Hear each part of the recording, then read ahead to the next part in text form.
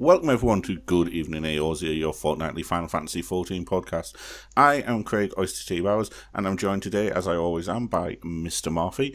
And today we're going to talk about just general things. So 4.57 is launched today with the world visit, along with the stress test of the servers in preparation for Shadowbringers, and also we're going to talk about how we are prepping for Shadowbringers and how we're getting ready for Shadowbringers. So like I say, I'm joined by Mr. Marfy, and I'm sure he's got several ideas that he's going to share with us today.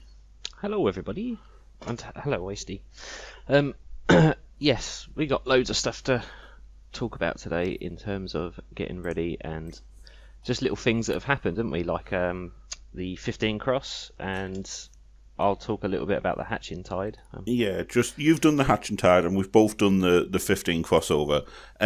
Just on the topic of the 15 crossover, seeing as we've mentioned it first, we may as well talk about it first. Mm-hmm. How did you find it? What was your opinion of it? I thought it was a bit weird, to be honest with you. I had mixed feelings. I have played 15 when it first launched, all the way through.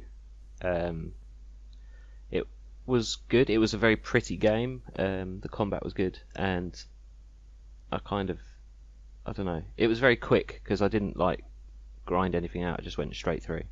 But the cross sort of happened after a lot of DLC had come out for that, so there was a lot that was a bit different from the original game, I think.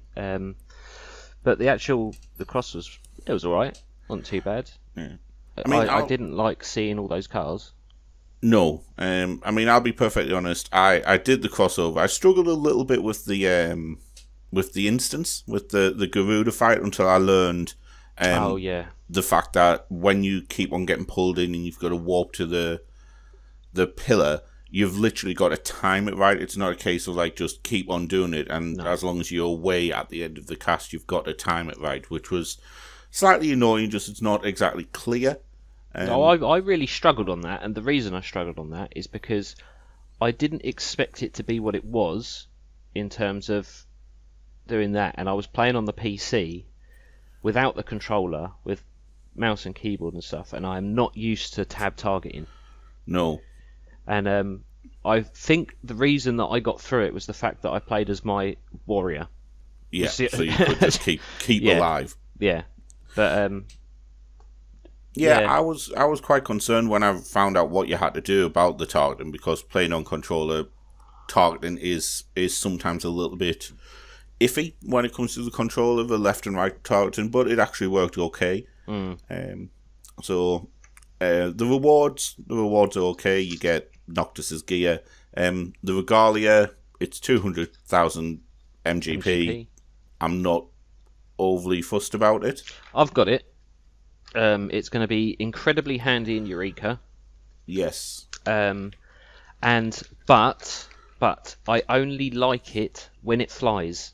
Driving around in it looks stupid. It just looks I don't know. I don't know what I expected. The motorbike that you get from Cloud, is it Fafnir or Fenrir or something like that? Yes, I know which one you mean. That fit. Yes. It just kind of works. Not so much when it flies, but it does kind of work in there. But the Regalia looks so out of place. Yeah. Apart from when it flies. When it flies, it's good. Yeah, and that's the only annoying thing. Yeah, so the Regalia is the main reward. You've got a hairstyle. Like I say, you've got gear as well. It's one of these things that, because it's a limited time event, if I get it, I get it. I'm not really that fussed. I very rarely go to the Gold Saucer, so it's not going to be a big thing for me. No, I've noticed there's been a lot of the popular YouTubers that have quickly brought out the how to earn MGP in 3 easy steps. And it's kind of like, okay, yeah, just do the fashion report, which is actually a really good source of it. Yeah. And it was quite easy this last couple of weeks, and I think that was done on purpose. Yeah, I can foresee that. I mean, I haven't done the fashion report. Like I say, MGP just doesn't really appeal to me. No, I mean, what have I got out of the gold source? So I got the turtle mount, which I absolutely love, and obviously the Regalia. What else? Just bits and pieces. I'm not really that fussed, to be honest. I go in there every now and then. I got the Noctis Triple Triad card. Oh right, yeah, I might pick that up. I was actually quite annoyed. I don't know if you've ever had this before, but I'm convinced when I last purchased the jumbo cackpot thing, right? Because I turn it in on the Saturday, then buy the new ticket. Well, I'm quite sure that I bought the new ticket, and when I went to turn it in, it says, "Oh, you haven't got a ticket." And I was sort of like, "I definitely have." I don't know if that's it might just be the fact that it was, the Easter holidays and the kids were off and everything rolled into one. But so I skipped. But I was convinced, absolutely convinced that I bought one. Bloody annoying. That's it. I go in and do the mini cackpots, and that's only because it's right next to the Aetherite. but that's about it. Fair play. Right, so so that's a limited time event. Obviously, we've also got another limited time event on at the moment, which is the Hatch and Tide. Yes, the Hatch and Tide was, like I said to you just before the show, I said if I didn't have the internet, the second half of that would have been almost impossible. Because you do, I don't know if you've looked at it at all. I haven't. You get these clues, and it's a map with a load of letters on it, like English letters. Yeah. Like real world letters. And they were like, these look strikingly similar to Eorzea letters, but blah, blah, blah. Yeah. And then the first one I saw straight away, you see it say Mione. And it's sort of like, or what is it? Mione? Mother Mione? Master, yeah, I know which one you mean. Master the Mione, one, I think. Yeah, so straight away I saw that one. I was like, yeah, fair enough. And then the second one, it's one of these characters that have their name designed by somebody headbutting a keyboard. And after I was like, I can't get this. It's sort of like you had to chase these not chase them. You had to find these Spriggans in certain locations, and they correspond to the map with the letters. But the letters were so scrambled, they weren't even close to where the Spriggan was. So I was like, you know what? I've tried. I'll give up. I put it on, typed it in the computer, and it says, "Oh, it's this." And it was, I can't even remember the name, Girrux or something, Girrux or so. And he's the guy that's in the little sort of building in the central shroud. He's like got this little camp in the central shroud. Is it the Quirin that's got a shop shaped like a Quirin? I don't even know. I don't even know. It's just like this little hut that's in the central shroud, quite near the starting point. Right. And I was like, how would I ever remember that guy's name? It's been so long since I've done a Realm Reborn where you actually had to go there. Well, it hasn't.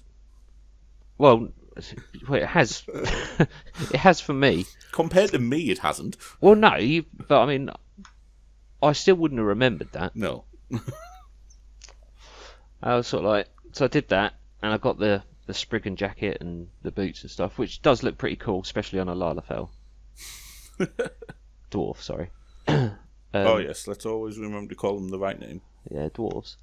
So, yeah, but apart from that, it was meh. It was just meh. I'm just annoyed that they've taken the mounts away, because I'm quite sure the first one you got like an egg mount for doing the Easter quest, like back in the day. That sounds plausible. Because I've seen people like laying across these giant eggs, and then a chocobo quickly hatches out and goes back in again. Or I think that might have been. I don't think that'll have been a mount. I think that. No, it was a mount, honestly. Oh right. Yeah, no, I've seen them lying across the top of it, flying around. Weird. It's like a gilded Easter egg. But might be on the Mog Station. No, it's definitely on the Mog Station, but they all are now, aren't they? Let's just go and Google things live on air. Yeah. Let's Google things. It's a common trope with this show, isn't it, really? What, Googling things live on air? Yeah. Well, it is for you. You do it more than me. Oh man, I don't want to go to my actual account. I just want to log into the Mog Station. FF XIV.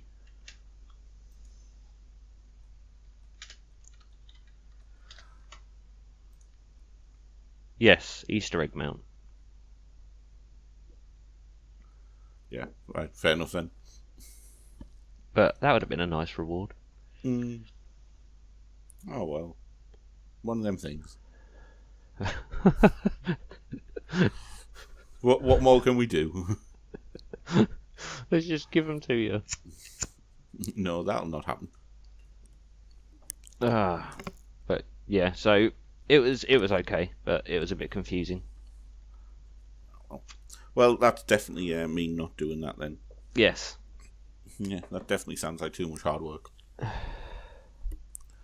So, they're the limited time events, and we've got a couple of things that are, well, one big thing happened today. So we've got 4.57 has launched, which is the penultimate patch in the Stormblood patch series. So we've got 4.58 in mid-May.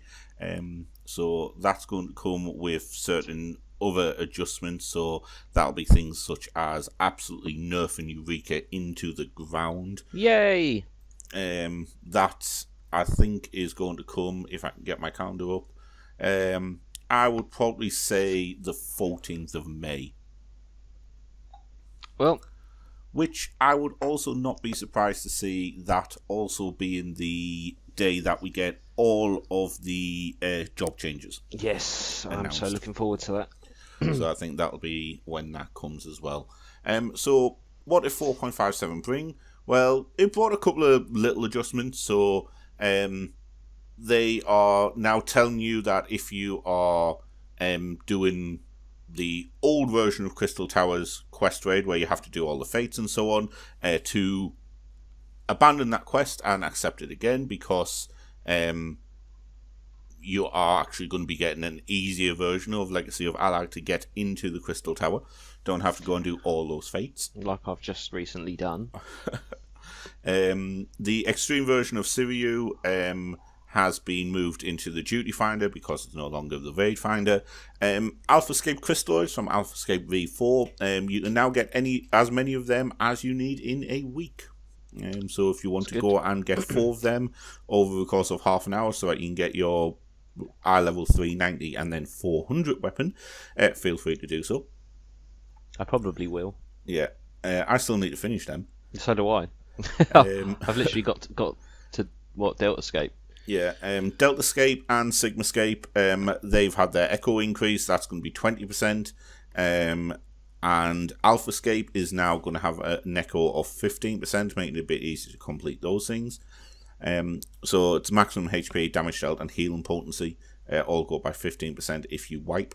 Orborn Monastery, weekly restrictions have been removed on getting gear as well as the coins. Speaking of 390 weapons, the 390 weapon upgrade item, the Skaven Esther, can now be purchased using a Rabanastan coin, a Guggen coin, and a Molindese coin. Yeah. So 3 of them get you a Skaven Esther, which can then upgrade your 390 to a 400 weapon. Eureka Pagos, the amount of ether gained from notorious monsters has been increased. So once you're level 25 and you can start gaining light, that's going to be increased. Vitiated ether from defeating enemies of level 40 in Pagos.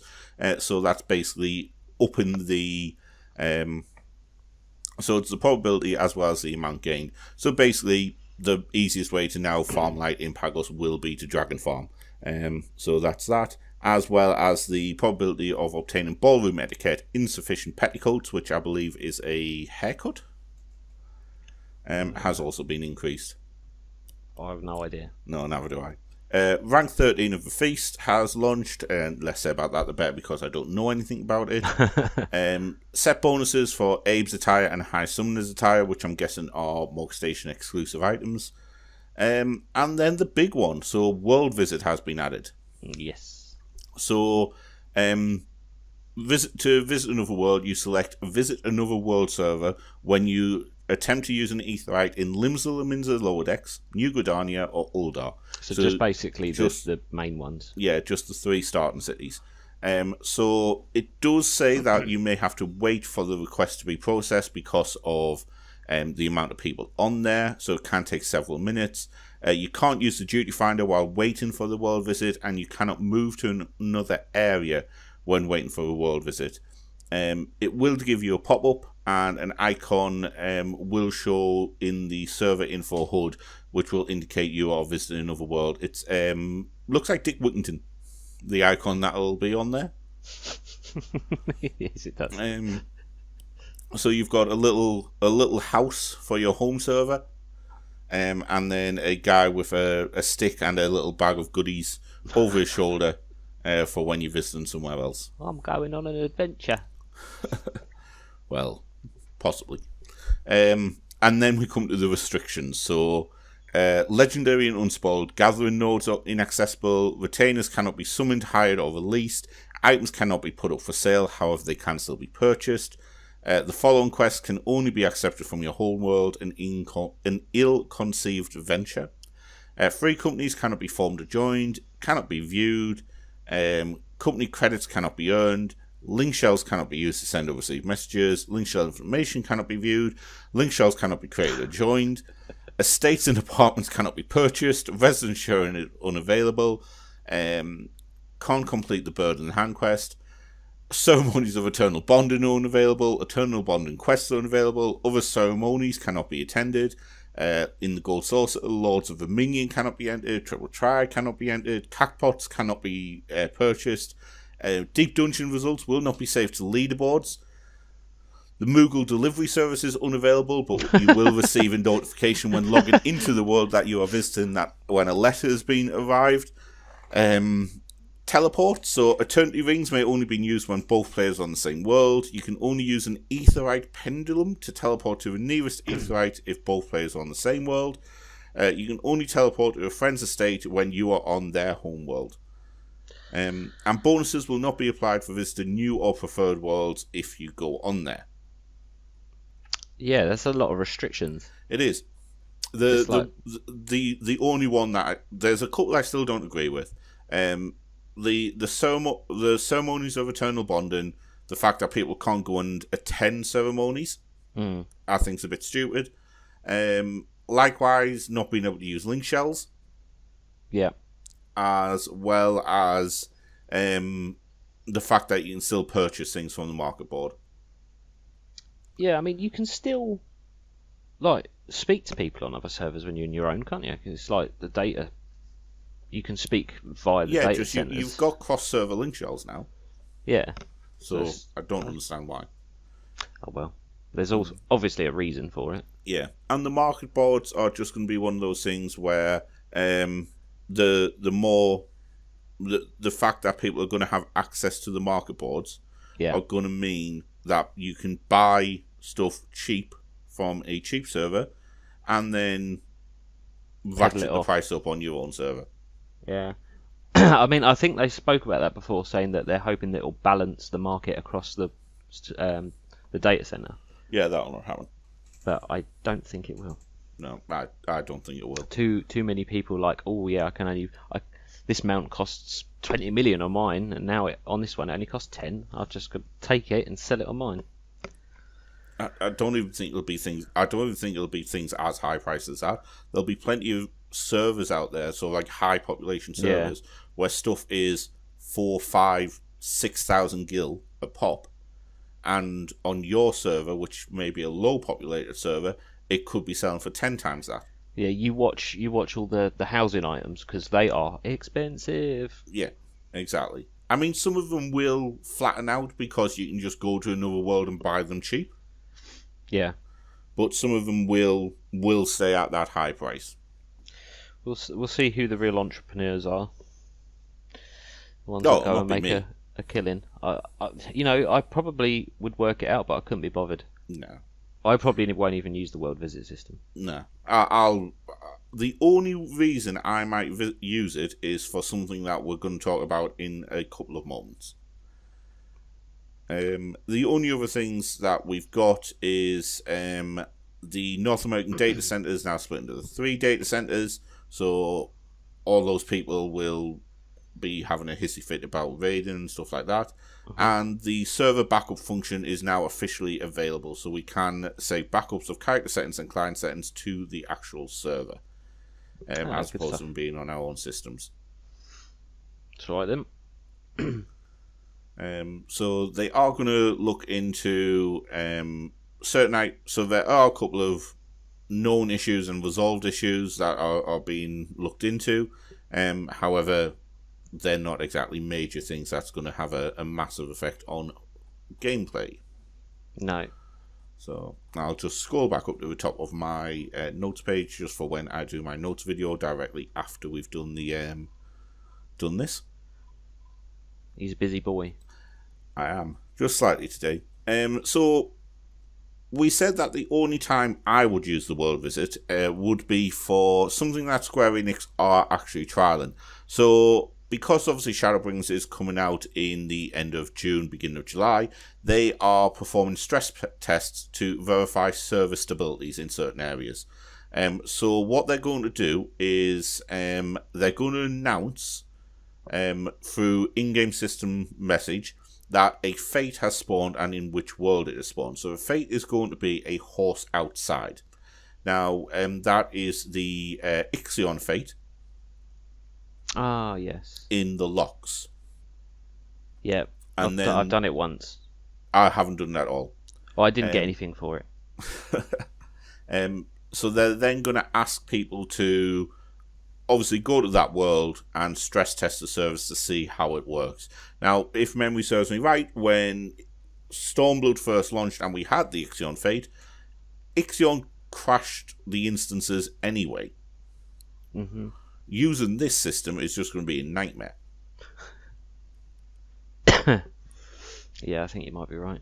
But at least they're testing it so that come Shadowbringers, when everyone logs into the Crystarium in the first instance, yeah, it's not going to immediately kill everything. No, and they're going to need to do that. This is a good idea. Stress test away. Exactly. And I'd much rather have a couple of issues now where you can't get into the locks, you can't get into certain areas, over Shadowbringers being non-usable for the first 12 to 24 hours. Yeah, I just want the Ixion mount. Yeah, there's going to be that as well. It's going to create a lot more people having that Ixion mount. Because it does look really cool. I wonder if it changes the size of your Lala. I'm hoping not, but I've got a feeling. I could just imagine like the Lala holding on to the horn. Like Jon Snow holds onto a dragon. Yes, just like gripping for dear life. Yeah, so that's what Square Enix are doing to prepare for Shadowbringers. So what about us? What are we doing to prepare for Shadowbringers? Mr. Marfy, what are you doing to prepare for Shadowbringers? So the first thing I want to talk about is, because I've been grinding it out a bit, is the fact that I'm trying to level my gatherers and crafters up, because I am quite interested to see what this Ishgardian restoration is going to be like. So I've been hitting that quite hard, but apart from that, it's just finishing up a few jobs and stuff and like getting them to the best eye level and strength I can. So like, yeah. I'm focusing quite a lot on my paladin at the minute. Oh, right. You're back to tank. Yeah, sort of. I know why that is. You're not leveling. You're not getting gear for your paladin. You're getting gear for your gunbreaker for 70. That's exactly right. I'm getting, and I'm still under the impression that gunbreaker's going to be an off tank. Yeah, I can see. I don't think there's going to be any doubt that gunbreaker's an off tank. And at the minute, seeing as paladin's off tank, which it shouldn't be. We've discussed that before, but. So that's what I'm doing, and then I'm also leveling an archer because I want to see what's going to go on with the whole dancer thing. Yes, so you want to have that sweet aiming gear. Yeah, I mean, I don't want to like main dance or anything, but it'd just be nice just to try it out. Yeah, and obviously having the gear will help. I mean, you can get the gear without having a bard. Yeah, you can, but it's more fun to level something Yeah. that I haven't touched yet, which is basically bard. You should have leveled machinist.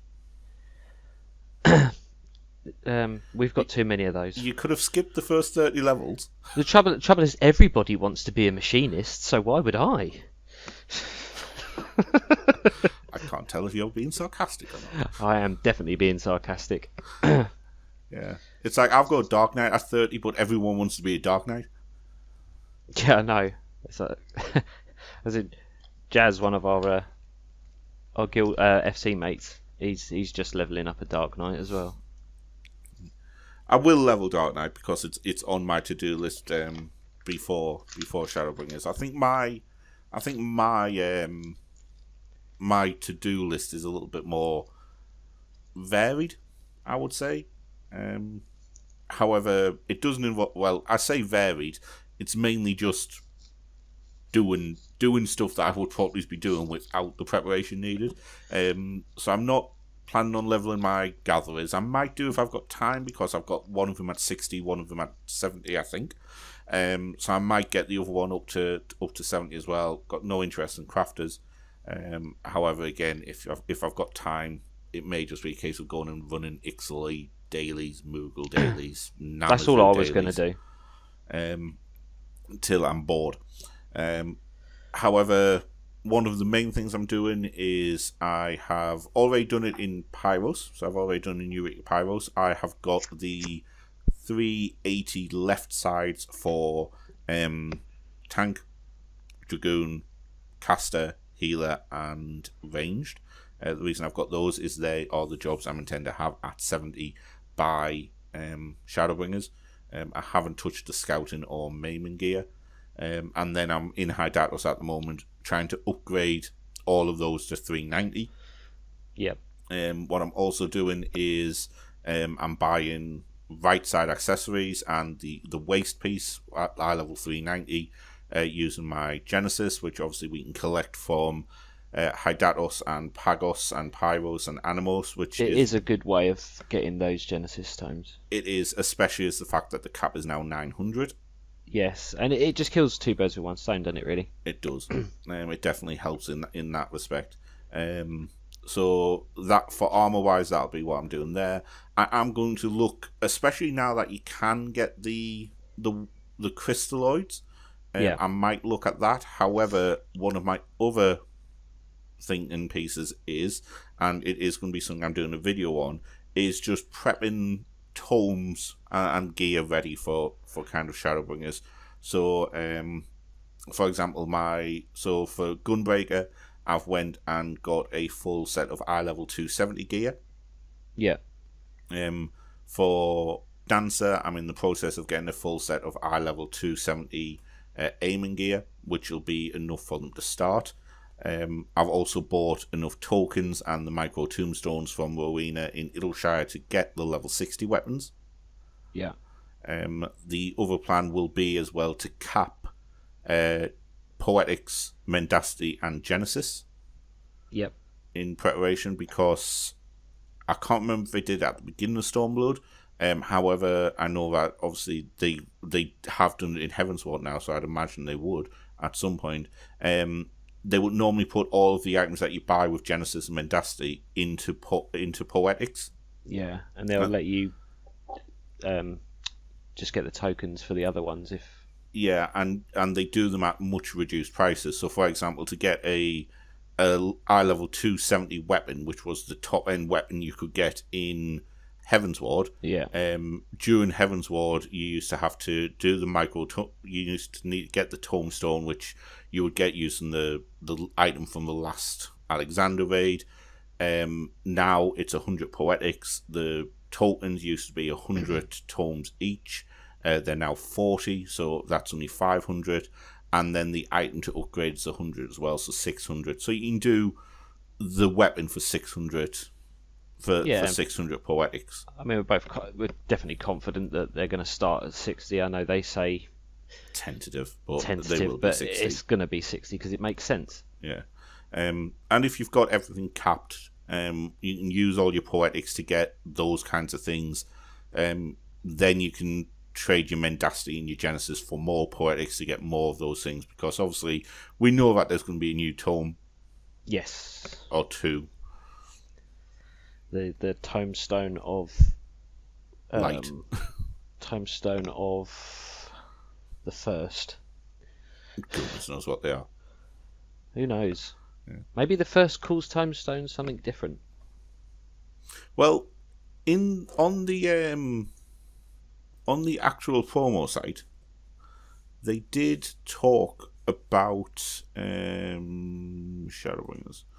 They did talk about one of the areas being home to a different civilization. Yes. Now, let's just see if I can find out what they're called. Again, Googling things live on air. That's our go-to thing. Raktika, was it in the Raktika Greatwood? Yeah, so in the Raktika Greatwood, they had the advanced magical civilization, the Ronkan Empire. Yeah. Now, we theorized this before when we looked at some screenshots, because before we thought we knew we were going to it first, we just thought we were staying in Eorzea and going to Ilsabard and things like that. But the Raktika Greatwood, there are sort of like similarities in the aesthetic in some of the dungeons to Allagan. Like the horizontal parallel lines and things like that. So I'm wondering if the Ronkan Empire is this world's the first version of Allagan's. Yeah. So we might get Ronkan tombstones. Yeah, I think that's probably accurate. Yeah. I think that would be a nice little twist. I think that would definitely help, like, just change things slightly. That brings the immersion in as well, doesn't it? Because you're definitely on a different shard, and I like it. Yeah, I think it makes sense. It does. So we're prepping for it in that way. I'm getting my Black Mage up to 70. He's at 63 at the minute. Then I'll be trying to get my Dark Knight up to 70 in time for Shadowbringers. So that literally I've got near enough everything at 70 bar: White Mage, Samurai, Rogue, Ninja, and Monk. Oh, monkey. And there'll be the 4 jobs I don't have at 70. Yeah, as and when, if you can be bothered. Yeah. They're not... Dark Knight and the rest of them aren't exactly on my major to-do list. It's just if you've got the time. Yeah, especially as I've got other things I need to be doing. I need to get the my Stormblood reviews done. The first 2 have been drafted. I'm just needing to get those checked over, and then I'll be doing the videos and the recording for them. I'm just waiting also for possible new hardware. So I'm waiting for a new microphone possibly. So don't want to really record when I'm using this old thing. But at least it works. It does. That's about all it does. So that's what we're doing. We're also doing some things inside our free company to prepare for Shadowbringers. The Ethereal Wheel. We're looking at trying to get one of those for our free company. Yeah, I have been reading up on certain bits and pieces, but the whole crafting and everything just takes a lot out of me. Yeah. It's complicated. Yeah. Literally, all the Ethereal Wheel is, it's the way of getting the 3rd Heat of Battle buff. So Heat of Battle and Heat of Battle 2 gives a 5 or 10% XP buff respectively. The Ethereal Wheel gives a 15% buff. Yeah. The same as what you can get from your Squadron manuals. Yep. But they last a lot longer. Yeah, it's like the 24 hours. Yeah. Yeah. Well, hopefully when I start leveling up the crafters and stuff, I'll be able to help out with that. We've also floated the idea about a free company static as well, haven't we? Yeah, that's been circling of late. I'd like to do it. It's just members. Yeah. And obviously anyone who is listening that is on Louiswa and wants to come and join us, then please give us a message in-game. We do have a Discord. We've got a rank 8 free company. We've got a free company house. So we have got sort of like the basic amenities. Yeah, it is basic, but it works. It is. we're a very low tech enterprise, aren't we? Just casual, and not one of these claim to be casual, but isn't actually that casual and a bit too clicky. Yeah, the name's in the title, really. Yeah, filthy Yeah. casuals. Yeah, the name is definitely in the title. I mean, the plan for our static is to do everything on a casual basis. Yes, we'd like to do things like extremes and possibly savage raids, but it is going to be done on top priority. No, it's not. It's going to be done on a casual basis. I mean, yes, we'll probably end up doing those things on a weekly basis, but as long as we're taking it casually and no one's having a boot off about that, then the static will work in the way we want it to work. Yeah, exactly. I mean, I can't be dealing with, I don't know, min-maxing everything. No. I haven't got the time for it. You haven't got the head for it. I haven't got the head for it. I haven't got the time for it. I haven't got the brains for it. You'd be relying on me telling you what you need to do. I do anyway. Yeah, so that's kind of where we are in regards to Shadowbringers. Like we say, 4.57's launched. The 14-15 collabs there. It's kind of been a bit of a... It's went into a lull period, really, 14, after JP FanFest, before we get to the job adjustments live letter, really. Yeah, you get that. Like, as soon as a JP FanFest stopped, we both felt it kind of instantly, didn't it? It's sort of like, right, so we'll just go through the motions now until we start hearing some more exciting news. Yeah, and there really, unfortunately, there won't be anything more exciting, I'd imagine, until mid-May now. As frustrating as that is, because it would be great if we could get more information, I don't think it's going to come out before mid-May. Yeah, and I think I'm quite happy having this period to, like I say, just do what we need to do, what we want to do to prepare. So that it does me. I've got into me gathering now. I've got gathering head mode on. Yeah, I've got bits and pieces I need to be doing in game, but it does mean that you're not having to just stress as much about doing it.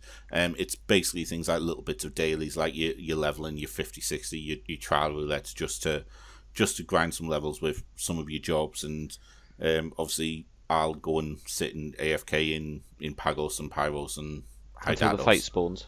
Sorry? Until the fate spawns. Until the fate spawns, then I'll do the fate and then go on to AFK again.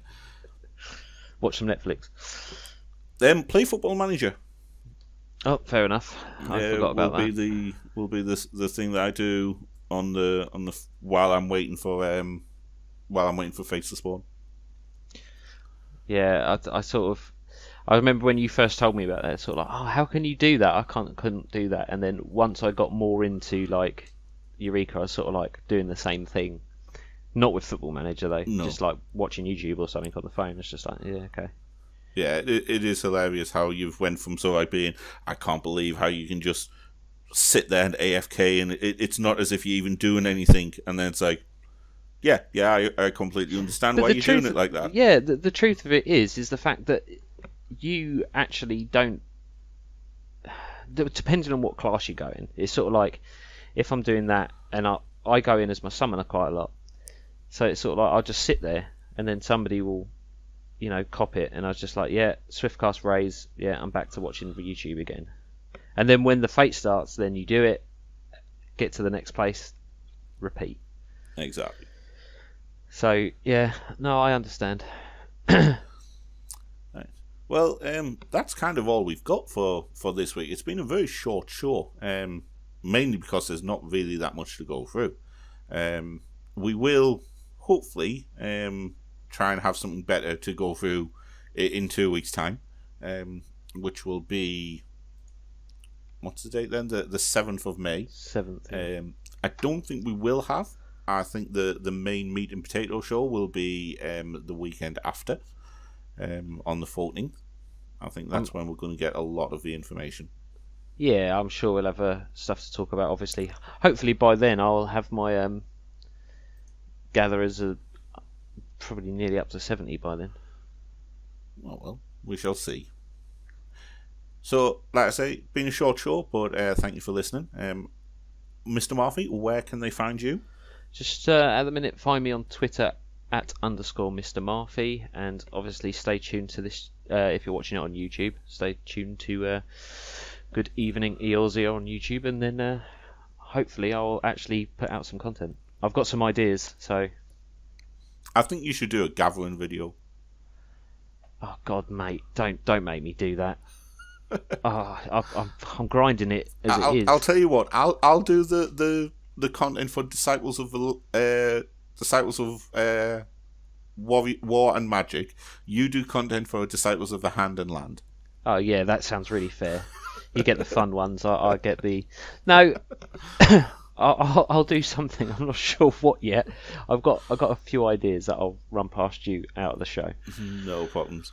As always, you can find me at OistyTFFXIV on Twitter, and like Mr. Marfy says, if you are not watching on YouTube, go over, find Good Evening Eorzea. It's where all of our content's going to be on. It's where our podcasts are also put on YouTube, along with patch note recaps, live letter thoughts, as well as, like we say, additional content that we are going to start be producing over the next few weeks. Indeedy doody. Okay, so it's bye for me. And I will see you all later on.